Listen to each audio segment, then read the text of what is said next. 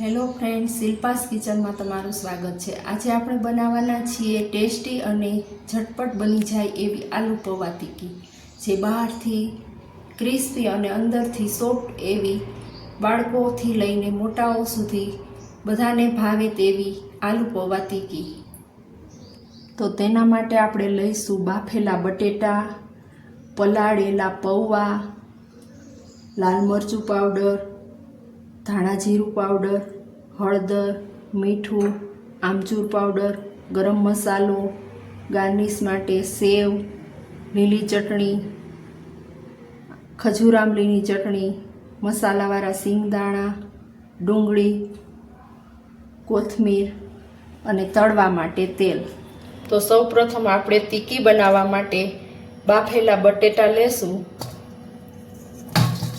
તેને મેશ કરી લેશું।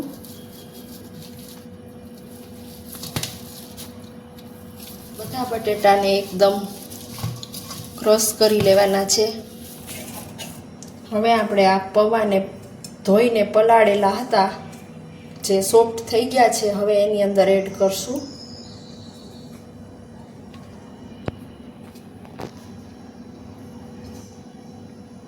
લાલ મરચું પાવડર એડ કરશું, ધાણા જીરું પાવડર એડ કરશું, હળદર, આમચૂર પાવડર, ગરમ મસાલો। બટેટા બાફતી વખતે મીઠું એડ કરેલું હોય તો પ્રમાણસર મીઠું એડ કરવાનું રહેશે। હવે આ બધું આપણે મિક્સ કરી લઈએ।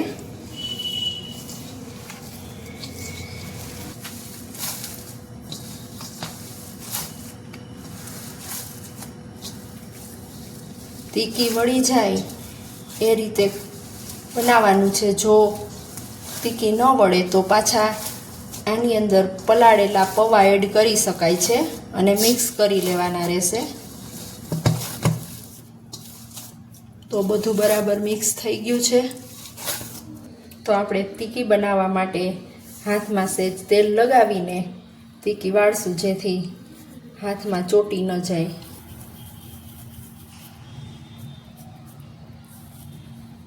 આ રીતે ટિક્કી બનાવવાની રહેશે, જે તેલમાં તળતી વખતે ખુલી ન જાય અને સરસ રીતે તળાઈ જાય।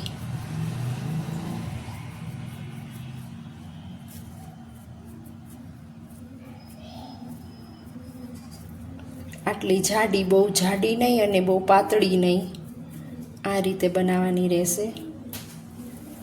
આ રીતે બધી ટિક્કી બનાવી લેશું આપણે। ટિક્કી બનીને રેડી થઈ ગઈ છે। તેલ ગરમ થવા રાખી દીધું હતું, હવે તેલ ગરમ થઈ ગયું છે, તો આપણે બધી ટિક્કીને તળી લઈએ।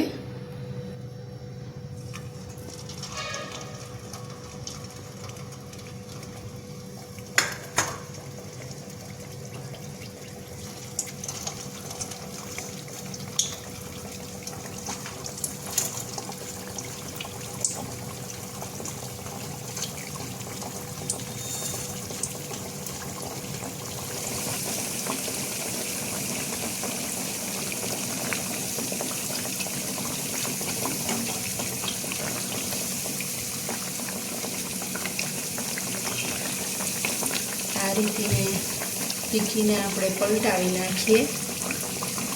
ધીમા ધીમા તાપે આપણે તળવાની રહેશે।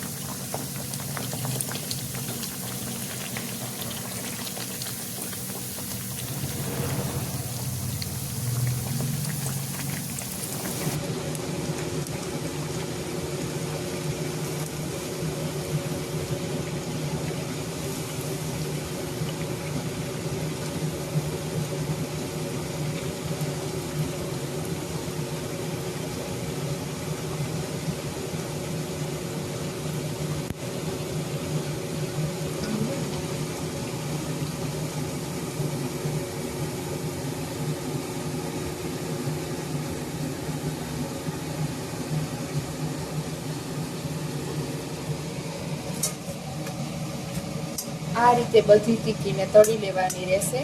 હવે આપણે તેને સર્વ કરી લઈએ. તો આપણે એક પ્લેટમાં આલુ પૌવા ટીકીને સર્વ કરી લઈએ.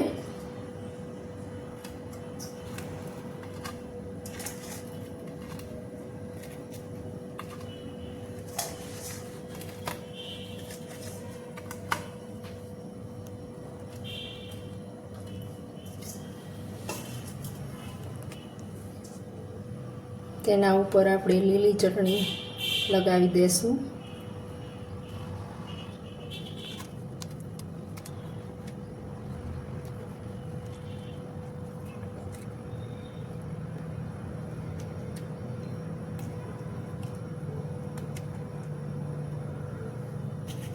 હવે મસાલાવાળા સિંગદાણા એડ કરશું.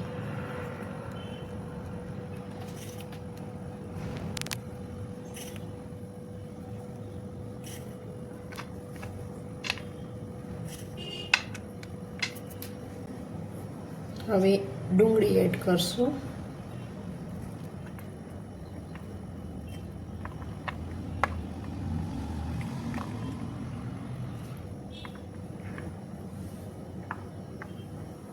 ખજૂર આંબલીની ચટણી એડ કરશું.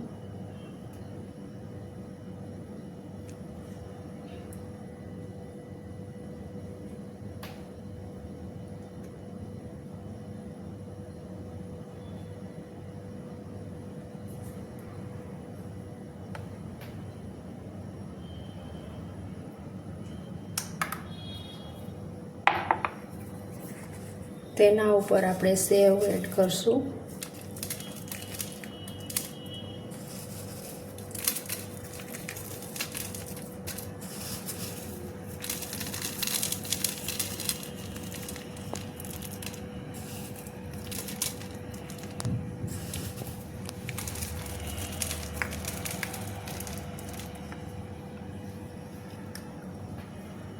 તેના ઉપર આપણે કોથમીર એડ કરશું.